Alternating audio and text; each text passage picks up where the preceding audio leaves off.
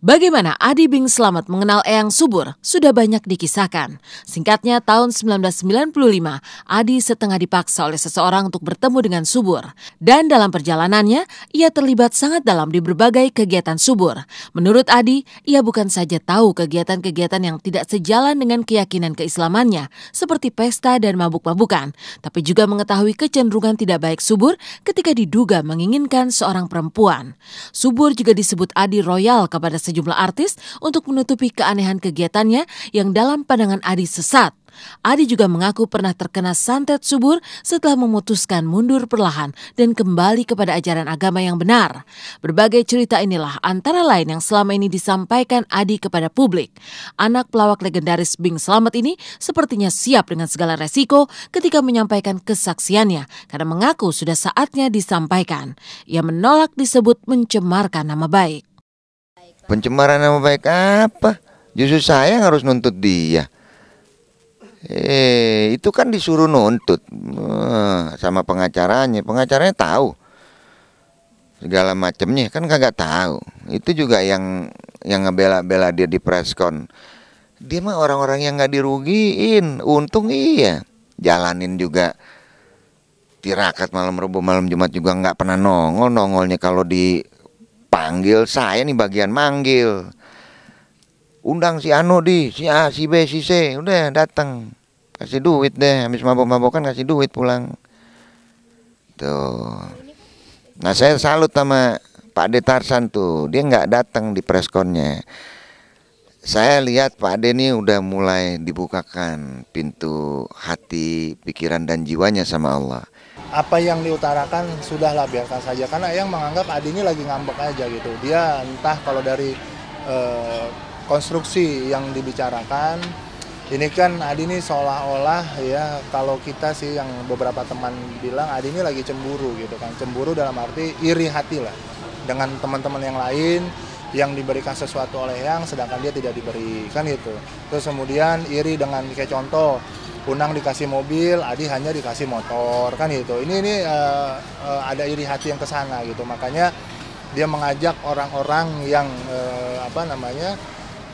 yang tidak pro kepada teman-teman yang lain, kemudian seolah-olah membuat satu kubu yang menghembuskan isu-isu, dan sayangnya orang-orang yang bicara ini semua hanya omong kosong, tidak menunjukkan ini loh buktinya, ini loh faktanya kan gitu.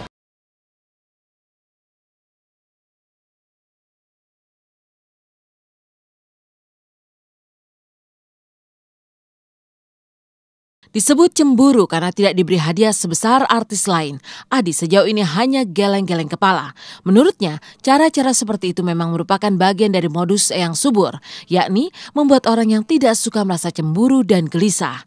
Tapi menurut Adi, ia tidak berpikir tentang pemberian apapun dan hanya ingin membeberkan ada yang tidak beres dalam kegiatan-kegiatan Eyang Subur yang kerap kali berkedok nasihat spiritual. Belakangan muncul banyak penentang dari kalangan artis sendiri. Mereka ramai-ramai membela Subur dan berusaha menggambarkan kemuliaan sosok bernama Eyang Subur itu. Tapi ternyata di situ memang banyak rekan-rekan, bukan tamu yang istimewa, enggak. Banyak itu rekan-rekan artis yang datang ke situ.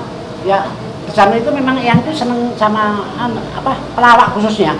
Paling seneng dia itu. Dia, saya tahu rumahnya dia di Jombang, ya. Saya ngerti persis dia lama-kelamaan terus Eyang itu suka memberikan gitu. Bahkan saya sebelum rekan-rekan ada yang dikasih hadiah, itu saya pertama yang kasih hadiah. Terus saya dengar suara-suara ini katanya dukun santet dan sebagainya, itu malah saya apa iya sih? Kayaknya kok beda banget gitu loh. Sekali lagi menurut saya Eyang tidak sesat. Amalnya banyak. Seperti halnya diceritakan sama Pak Permati tadi, kalau pesta semua suruh nyanyi, suruh makan, pulang dikasih duit. Itu memang benar.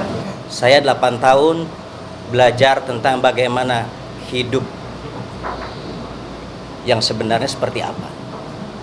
Jadi itulah yang saya sampai saat ini, ya alhamdulillah, kalau dibilang masih terus proses belajar kepada Eyang. Jadi apa yang dikatakan oleh siapa? Adi Bing Slamet. Itu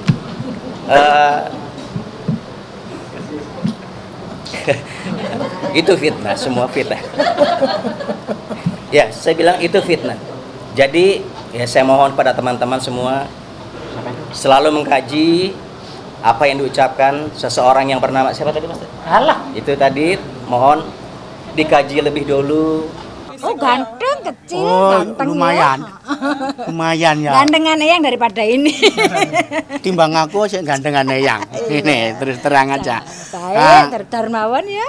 Pokoknya baik Saya lah. dari mulai 87 saya udah kenal sama Eyang, tapi sebelum di sini. Kalau pekerjaan nggak ngerti aku. Cuman dia ya taunya ya di rumah sini aja. Sebagai apa kalau di rumah? Ya orang tua. Kadang-kadang orang kesini itu kadang-kadang ya minta petunjuk bagaimana saya ini kok apa itu kok kurang enak gitu maksudnya. Ya mungkin kamu kurang istighfar dia bilang gitu malahan. Pokoknya positif semua ya acaranya Eyang ya. Iya. Enggak ada kok yang lain ya, Cak ya. Dengan begitu aja tuh udah ketutup, ya masih subur. Udah ditutup gitu loh. Pemikiran yang benar apa dia kan senjatanya uang. Selalu tuh nyogok, mau apa nyogok.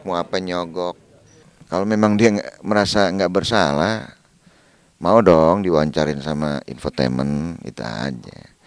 Sian infotainment nunggu-nunggu tuh, kepengen ketemu yang namanya si Subur. Ya, yang namanya kemarin saya begitu semangat, bahkan saya mungkin agak kasar sama dia. Maaf ya.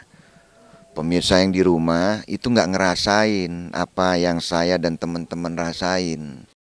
Maka kini seperti terdapat dua belah pihak terkait sosok Eyang Subur ini. Kedua pihak saling mengungkapkan argumennya dari pengalaman masing-masing saat berinteraksi dengan Subur.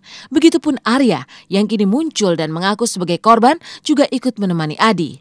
Bahkan Arya sampai bersumpah. Saya bersumpah atas nama Tuhan.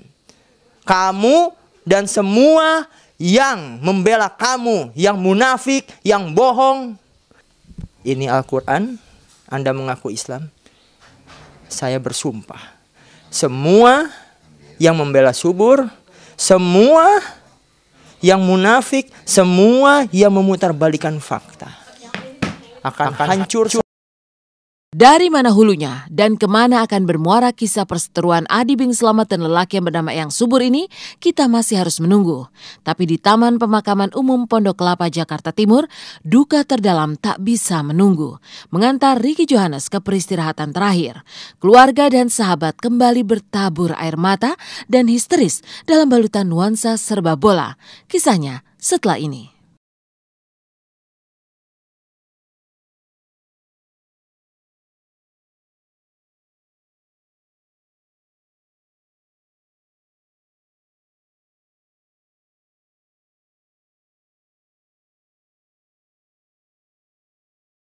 Setelah banyak tangis luruh karena kematian yang mengejutkan, pemakaman penyanyi dan presenter olahraga Ricky Jo kembali bertabur air mata dan histeris.